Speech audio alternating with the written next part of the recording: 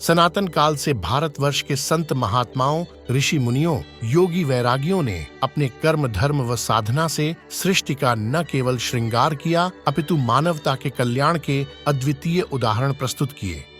भारत भूमि को संत और संतत्व की ईश्वर प्रदत्त अनूठी देन है, जिसके रहते ही भारत विश्व गुरु के रूप में स्थापित हो सका।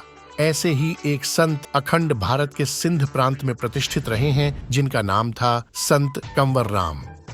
सिंध प्रांत के सखर जिले में जरवारण गांव में 13 अप्रैल 1885 को माता तीरथबाई और पिता ताराचंद के घर जन्मे कंवर राम बाल्यकाल से ही साधु स्वभाव के थे।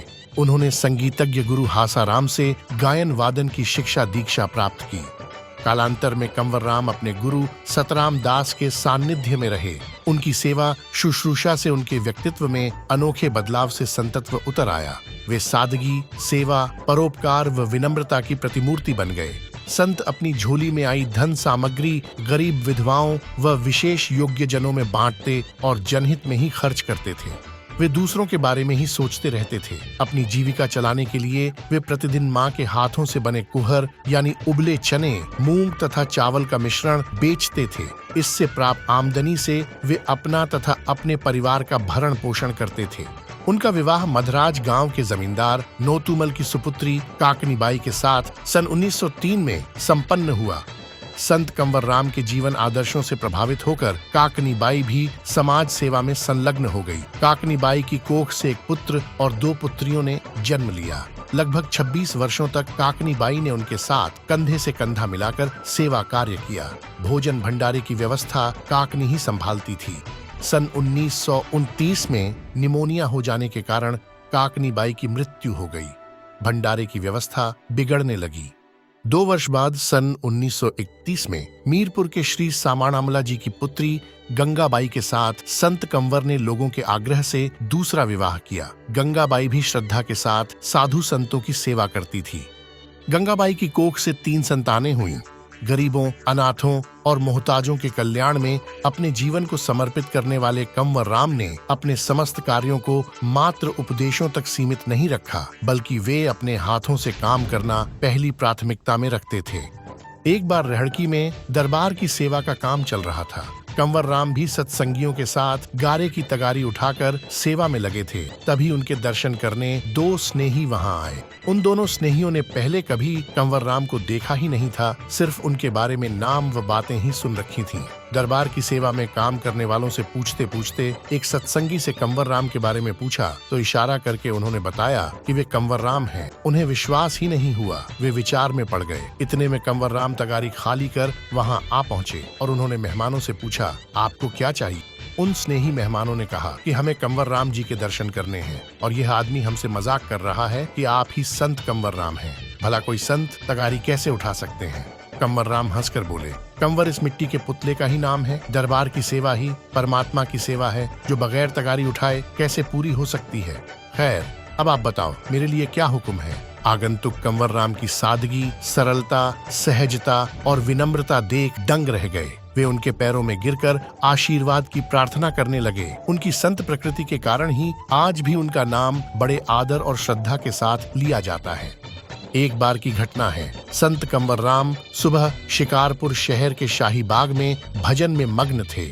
अचानक एक महिला ने रेशमी कपड़े में लिपटे हुए अपने मृत बालक को संत के हाथों में देते हुए विनती की, साईं कृपा कर इस बालक को लोरी दीजिए। लोरी देते समय ही उन्हें ज्ञात हुआ कि बालक में हरकत नहीं है। उन्होंने कपड़ा उठाकर देखा, बालक जीवित नहीं था। संत बालक को लोरी देते हुए ईश्वर आराधना में लीन हो गए। कुछ देर पश्चात आंखें खोली। बच्चा ऊआ ऊआ करके रोने लगा। संत ने बच्चा माँ को देते हुए कहा, माता, ऐसी परीक्षा नहीं लिया करें।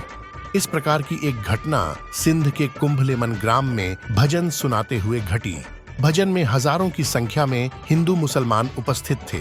वर्षा हो रही थी, जिसके कारण लोग परेशान होने लगे। एक जमींदार ने संत की शक्ति परखने के लिए हो रही वर्षा को बंद करने के लिए कहा। संत जैसे ही सोरठ राग गाने लगे तो देखते ही देखते आसमान से बादल बिखरने लगे और आसमान साफ हो गया। ऐसे ही एक बार जेकवाबाद शहर में भजन करते समय एक श्रद्धालु ने उनसे सारंग राग गाने का अनुरोध किया। संत ने कहा, भाई, सारंग राग से वर्षा होगी और आपको बहुत कष्ट होगा। भोजन व्यवस्था चौपट हो जाएगी। लेकिन श्रद्धालु ने अपना आग्रह नहीं छोड़ा। इस पर संत ने सारंग राग गाना प्रारंभ कर दिया। चारों ओर से उमड़ घुमड़ कर बादल आने लगे और तभी मूसलाधार वर्षा होने लगी। लोगों ने प्रार्थना की और संत ने गाना बंद कर दिया। इस प्रकार संत के चमत्कारों से सिंध का संपूर्ण समाज उनसे प्रभावित होता गया। संत कंवर राम का व्यक्तित्व और कृतित्व जीवन प्रेरणास्पद रहा है। उन्होंने अपना संपूर्ण जीवन गरीबों, अपाहिजों और विधवाओं की सेवा में लगा दिया। अनाथ और बेसहारा बालिकाओं की शादी करवाने के लिए जीवन पर्यंत सार्थक प्रयास किए।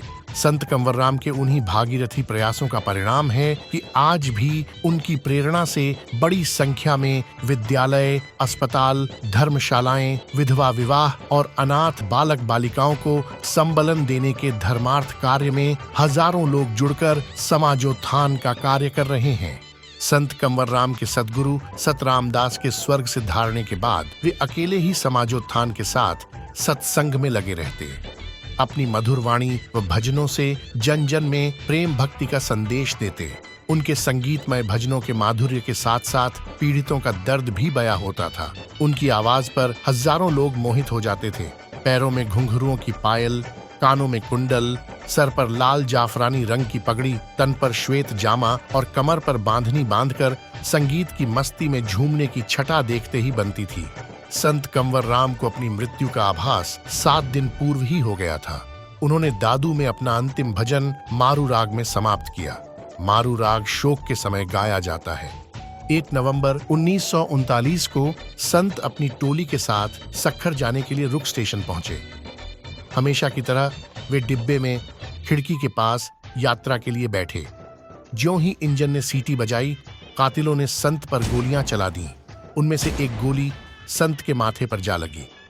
उनके मुंह से अंतिम शब्द निकला, हरे राम। हरे राम की आवाज अनंत में विलीन हो गई। गाड़ी में हाहाकार मच गया। गाड़ी 10 मिनट में आराई पहुंची, तब तक उनके प्राण जा चुके थे। सिंध की पावन धरती एक महात्मा के पवित्र खून से रंग दी गई। पूरे सिंध में हाहाकार मच गया। उनके शहीद होने की खबर न केवल पूरे सिंध बल्कि भारत के कोने कोने में आग की तरह फैल गई। यह खबर सुनते ही स्कूल, कॉलेज, ऑफिस, बाजार सभी बंद हो गए। चारों तरफ मातम छा गया। समस्त नर नारी, बच्चे, हिंदू मुसलमान बिलख बिलख कर अपने आत्मीय के लिए रोने लगे। जब दीपावली का पर्व आया तो सिंध में दिए नहीं जलाए गए। विभाजन के बाद संत कंवर राम जी के भक्त जहां भी आकर बसे, वहां वे उनकी स्मृति में अनेक विद्यालय, चिकित्सालय, अनाथाश्रम, गौशाला, विधवाश्रम आदि स्थापित कर समाज सेवा में लगे हैं।